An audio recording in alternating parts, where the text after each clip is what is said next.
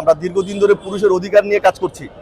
আমাদের এই অর্গানাইজেশন যেখানে পুরুষরা আইনিভাবে বৈষম্যের শিকার হচ্ছে সেই সকল বিষয়গুলোতে আমরা সবসময় অ্যাক্টিভ।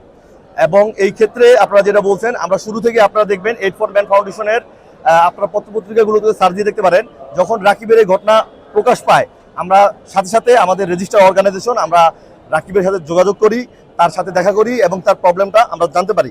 জানার পরে আমরা তাদেরকে সহায়তা করার জন্য মানে ওই সময় আমরা মানববন্ধন করছি। পাশাপাশি এই আইনজীবী অ্যাডভোকেট ইরশাদ হাসান, উনি আমাদের সংগঠনের ল মানে আইন লিগ্যাল অ্যাডভাইজার, এবং ওনাকে আমরা অনুরোধ করি এবং উনি অনেকটা ফ্রিতে এই মামলাটা লড়াই করে। তাহলে আমাদের উদ্দেশ্যটা কি? নাসির বা তামিমা আমাদের উদ্দেশ্য নয়। আমরা আসলে ব্যভিচারের 497 যে ধারা আছে সেই ধারায় নারীর শাস্তি দেওয়া যায় না। পরক্রিয়া করলে পুরুষের শাস্তি হয়, নারীর শাস্তি হয় না।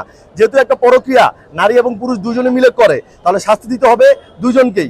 এই যে লিঙ্গ নিরপেক্ষ একটা দাবি, এই দাবিটা আমাদের আছে।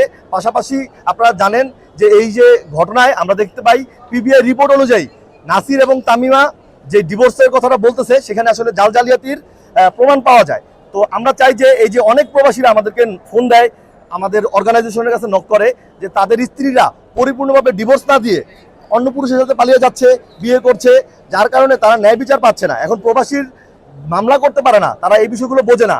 আমরা আজকের এই মানববন্ধনের অন্যতম উদ্দেশ্য হচ্ছে নাসির এবং তামিমাকে একটা দৃষ্টান্তমূলক শাস্তি দেওয়া গেলে অন্য পরক্রিয়াকারী যারা মহিলারা যারা ডিভোর্স প্রপারলি দিচ্ছে না, স্বামীর টাকা আত্মসাৎ করছে, তাদেরকেও শাস্তির আওতায় আনার জন্য পুরুষরা মামলা করতে উৎসাহী হবে।